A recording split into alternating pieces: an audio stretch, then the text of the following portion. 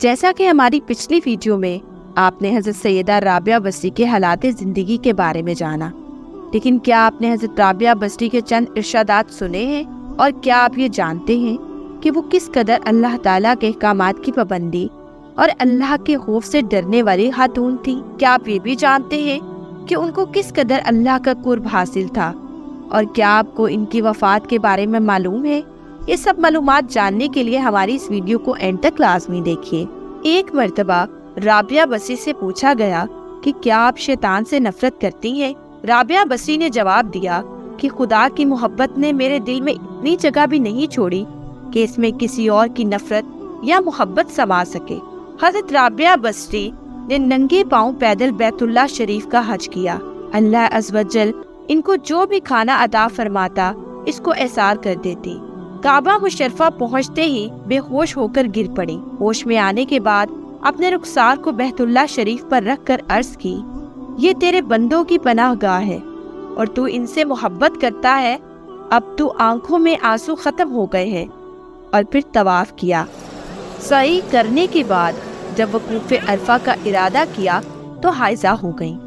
روتے ہوئے عرض گزار ہوئیں، اے میرے مالک و مولا، اگر یہ معاملہ تیرے غیر کی طرف سے ہوتا تو میں ضرور تیری بارگاہ میں شکایت کرتی۔ اب جب کہ یہ سب کچھ تیری مشیت سے ہوا ہے تو اب کیسے شکایت کر سکتی ہوں؟ بس انہوں نے حاطف غیبی کو یہ کہتے سنا، اے رابعہ، ہم نے تیرے سبب تمام حاجیوں کا حج قبول کر لیا اور تیری اس کمی کی وجہ سے ان کے نقائص بھی پورے کر دیے۔ منقول ہے کہ آپ عشاء کی نماز پڑھ کر مکان کی چھت پر کھڑی ہو جاتی اور اپنے دوپٹے اور چادر کو اچھی طرح اوڑھ کر بارگاہ رب العزت عز و جل میں یوں عرض گزار ہوتی، یا اللہ، ستارے چمک رہے ہیں، سب کی آنکھیں سوئی ہوئی ہیں، بادشاہوں نے اپنے دروازے بند کر لیے ہیں، ہر محب اپنے محبوب کے ساتھ تنہائی میں ہے اور میں تیری بارگاہ میں تنہا کھڑی ہوں۔ پھر آپ نماز ادا کرتی رہتی۔ جب سحری کا وقت ہوتا اور فجر طلوع ہو جاتی تو بارگاہ رب العزت میں عرض کرتی، یا اللہ عز و جل، یہ رات گزر گئی، دن خوب روشن ہو گیا، کاش مجھے معلوم ہو جائے کہ کیا میری رات کی عبادت قبول ہوئی تو مجھے مبارکباد دی جائے، یا اگر مردود ہوئی تو میری ڈارس بندھائی جائے۔ تیری عزت کی قسم، جب تک تو مجھے زندہ رکھے گا اور میری مدد کرتا رہے گا میں اسی عادت پر قائم رہوں گی، اور تیری عزت کی قسم، اگر تو مجھے اپنی بارگاہ سے مردود کر دیتا پھر بھی میں اس سے دور نہ ہوتی، کیونکہ میرے دل میں تیری محبت بس چکی ہے۔ رابعہ بصری نے تقریباً 88 سال کی عمر پائی، لیکن آخری سانس تک اپنے عشق الہی کی لذت و سرشاری کو اپنا اشعار بنائے رکھا، یہاں تک کہ اپنی آخری سانس تک معبود حقیقی کی محبت کا دم بھرتی رہی۔ آخری وقت آپ نے اپنے ولی اور صوفی ساتھیوں کو بتایا کہ میرا محبوب و معبود ہمیشہ سے میرے ساتھ ہے، اللہ عز و جل کی ان پر رحمت ہو اور ان کے طوفان ہماری مغفرت، آمین۔ کچھ دوستوں کے ذہن میں خیال آ سکتا ہے کہ اسلام تو رہبانیت سے منع کرتا ہے، لیکن انہوں نے ترک دنیا کیوں کی؟ ذہن میں رہے کہ اہل تصوف، صوفیہ اور بزرگان دین کا اللہ کا قرب پانے اور کچھ عرصہ الگ رہ کر عبادت کرنے کو آپ رہبانیت سے تعبیر نہیں کر سکتے۔ سب سے پہلے آپ کو جاننا چاہیے کہ کس رہبانیت سے اللہ اور اس کے رسول صلی اللہ علیہ وآلہ وسلم نے ہمیں منع فرمایا ہے۔ اللہ تعالیٰ نے قرآن میں فرمایا ہے، رہبانیت تو انہوں نے خود ہی ایجاد کر لی تھی، ہم نے ان پر اسے واجب نہ کیا تھا۔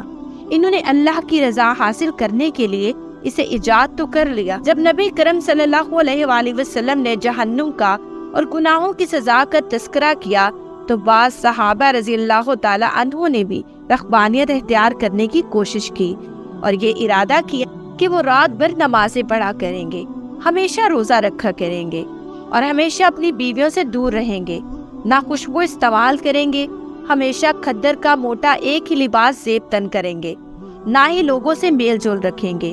جب رسول اللہ صلی اللہ علیہ وآلہ وسلم تک یہ بات پہنچی تو آپ نے فرمایا، خدا کی قسم، میں تم سے زیادہ خدا سے ڈرنے والا ہوں اور اس کے حدود کا پاس رکھنے والا ہوں، لیکن میں روزے بھی رکھتا ہوں اور افطار بھی کرتا ہوں، میں نماز بھی پڑھتا ہوں اور سوتا بھی ہوں اور شادی بیاں بھی کرتا ہوں۔ جس نے میرے طریقے سے انحراف کیا اس کا مجھ سے کوئی تعلق نہیں۔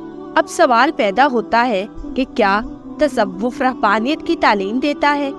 جی نہیں، ایسا ہرگز نہیں۔ اگرچہ کم علمی کی بنا پر عام لوگوں کے نزدیک تصوف کا مفہوم کچھ ایسا ہی ہے کہ یہ محض جنگلوں اور غاروں میں چلے جانے اور کاروبار دنیا سے جان چھڑا کر کسی گوشے تنہائی میں اللہ اللہ کرنے کا نام ہے۔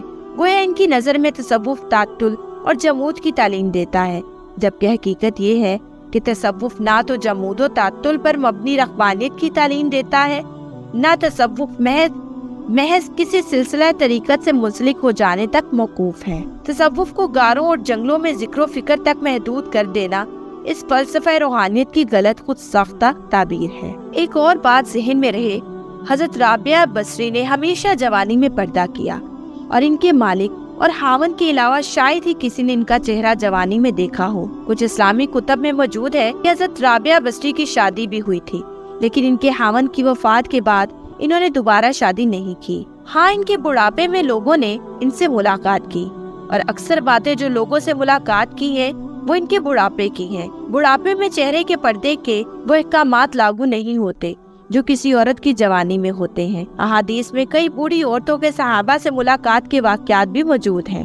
اللہ کی ان برگزیدہ ہستیوں پر کروڑوں رحمتیں نازل ہوں، آمین۔ مجھے امید ہے کہ ناظرین کے لیے آج کی ویڈیو بہت انفارمیٹو رہی ہوگی، اور اگر آپ چاہتے ہیں کہ ہم ایسے ہی آپ تک اہم معلومات پہنچاتے رہیں تو ہمارے چینل کو لائک، شیئر اور سبسکرائب کرنا مت بھولیے گا، اور بیل آئیکن کا بٹن ضرور پریس کریں تاکہ ہر نئی ویڈیو کا نوٹیفیکیشن آپ کو آپ کی اسکرین پر ملے۔ اب میں آپ سے اجازت چاہوں گی، شکریہ، اللہ حافظ۔